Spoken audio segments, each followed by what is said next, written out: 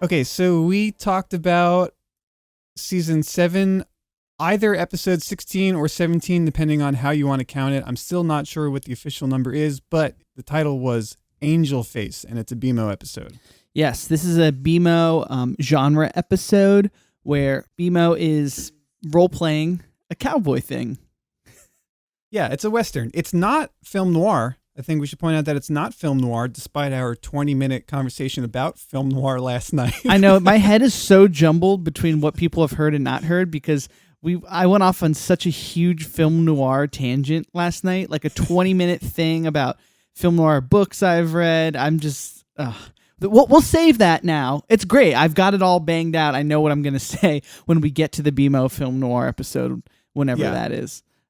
So for right now, I don't really want to redo any of the conversations we had last night. I feel like it would be disingenuous to the listener to try and stage those conversations again. And also they just, probably weren't that good anyway. But what we can talk about is BMO enlists Jake to shapeshift into a horse so that he can ride and go on this adventure cowboy roleplay thing.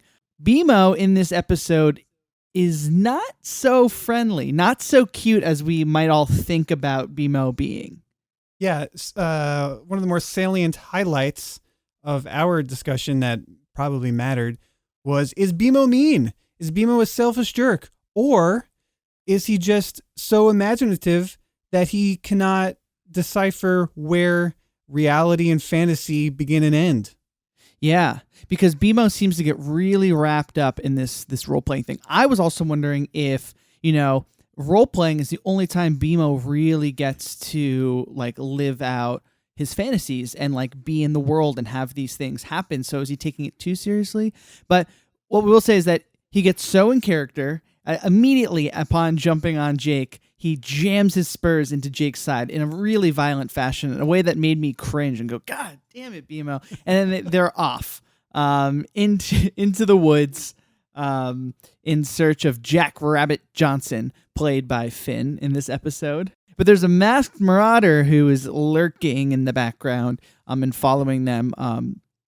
We get a lot of great BMO quips, as we talked about last night. So, here's a couple of my favorites in the beginning of the episode, which was BMO says yippee-ki-yay in this broken sort of way, computerist way, where the way the syllables are accented were really funny. Yippee-ki-yay, or something. I can't even do it.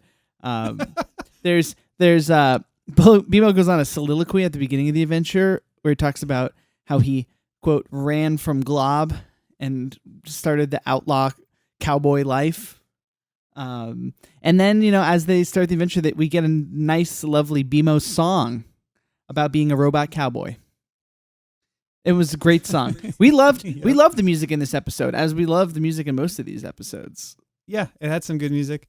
The one sticking point for me about this episode were the sentient sandwiches. Just like to reiterate, and this is probably going to be a thing I talk about for a very long time in and out of this podcast. I'm really torn up about these sentient sandwiches. It's sort of BMO's reward to Jake for playing make-believe with him. He makes sentient sandwiches, and I don't know if these sandwiches have feelings, if they have emotions. They seem real happy, and then BMO just grills them up. It's true. But now, one thing that I was thinking, do you see this? I'm lighting some sandalwood or some teak. I'm getting a little bit of a vibe going in Casa de Harvey. But one thing that I was wondering was that you don't hear any cries of pain. You don't see any anguish on the ingredients' face as they are, being made into a sandwich or eaten or thrown into a cactus. So it's you see the live parsley, you see the ingredients dancing and stuff, but then when they're being consumed, they're not so sad about it. And what I wonder is if they view themselves as ingredients and whose purpose in life is to be an ingredient in a greater thing, in a dish in, say, a sandwich. So being made into a sandwich and then consumed is sort of like the ultimate goal for any sort of ingredient like a parsley. Otherwise, That still makes me sad. yeah, that is sad, because I mean, the only way in which that would be someone's final form, or like where they're aspiring to, is if you're living and you're subscribing to the construct that we all need to be something to be consumed, which is pretty capitalist of me to imply. There it is once again. Common theme on this podcast. Yeah. Do we exist to be commodities to be consumed or serve value to others? Or do we have value unto ourselves, just being simply who we are? Or is it somewhere in the middle? I don't know. The sandwiches and the ingredients lie somewhere in that continuum. Yeah, But I think, since we're going fast, you should bring up the best piece of trivia that you have on this episode as it relates to these sandwiches. Sure, we'll go out of order because, hey, this is the lightning round. Here's some trivia about this episode. It was censored. Part of the episode was censored in Spain, only in Spain. And the part they censored out was the sentient sandwich part. The whole first few seconds of BMO in the kitchen was just chopped off the episode because apparently it's too heavy in existential crisis to show that to children in Spain. And I am right there with them. Yeah, and people of Spain, you get me. It's funny because it's not when BMO whips out a gun out of nowhere and starts shooting it. That's what I thought it would be. Yeah, which was really funny. The best part about BMO shooting a gun is you get my favorite quote of the episode, which is BMO brings up the gun and Jake is like, "You had that gun the whole time?" And BMO goes, "I'm old enough to vote." And that made me laugh. My brother and I were saying that to each other last night. But anyway, so they confront the masked marauder who is shown to be Meow, who has kidnapped Jackrabbit Johnson in order to get the ransom that is listed on these flyers that BMO made and distributed as a part of the roleplay. So what's happening is that BMO's roleplay has now gone into real life and is starting to have some real consequences. And they've been having some real consequences all along. The violent pain inflicted on Jake. There was, what's the other robot? Is it Neptar? Neptar. Neptar is revealed to have been building this sort of roleplay city out of popsicle sticks for BMO's roleplay adventure for months on end. BMO comes in like Godzilla, kicks it down, and then slaps the shit out of Neptar in character, while Neptar's like, "Hey, please, BMO, be respectful of me." And that is the point when I was like, BMO is definitely being selfish. Like, this is me. Like, BMO seemed to know that. I don't know.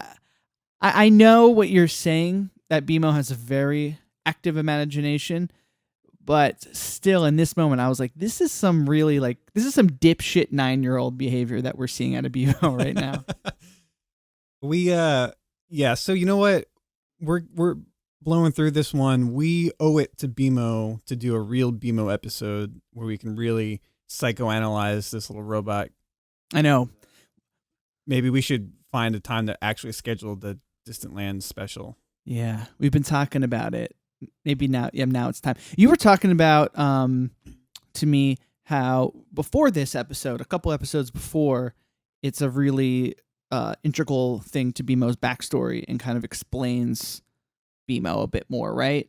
So BMO's creator is introduced.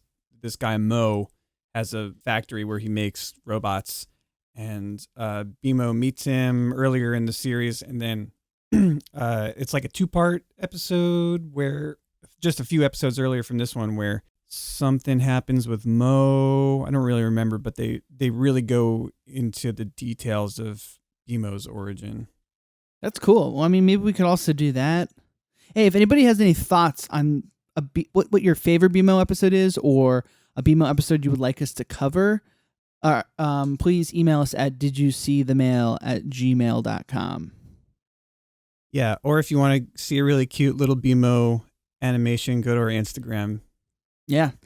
Adventure Guys on Instagram. We've been trying to up the IG game a bit more since we launched, and it's been fun. I mean, it's way more fun to do social media when you got like a purpose behind you. When it's not just me and throwing like a personal 35 millimeter picture of an airplane into the void.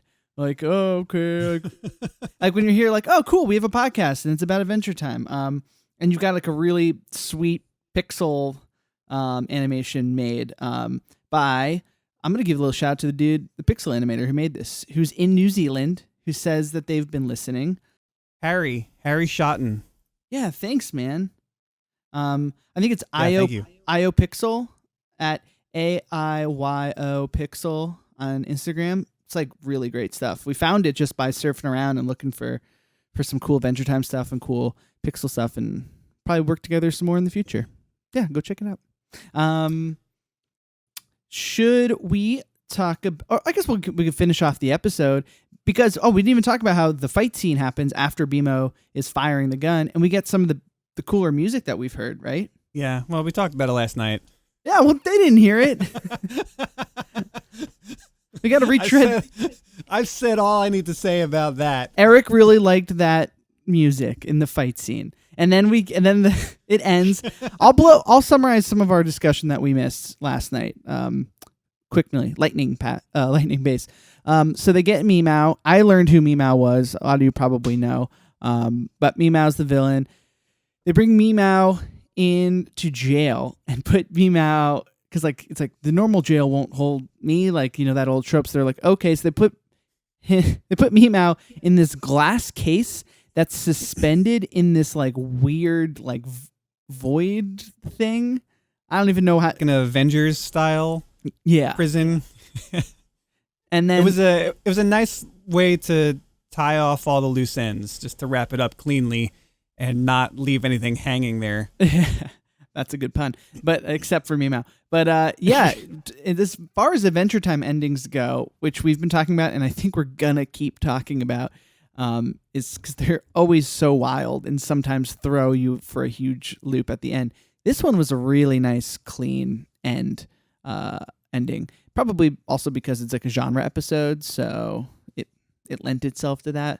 But yeah, really satisfying episode. Eric, did you say this is your favorite BMO episode? It might be my favorite BMO episode. You stand by that. Okay. It's the favorite BMO episode that I can remember, watching them all out of order. Oh man, we are running quick. I can hear the hurried pace in our voices. But that but that hurried pace. Let's go. Let's launch right into the most aggressive song we have.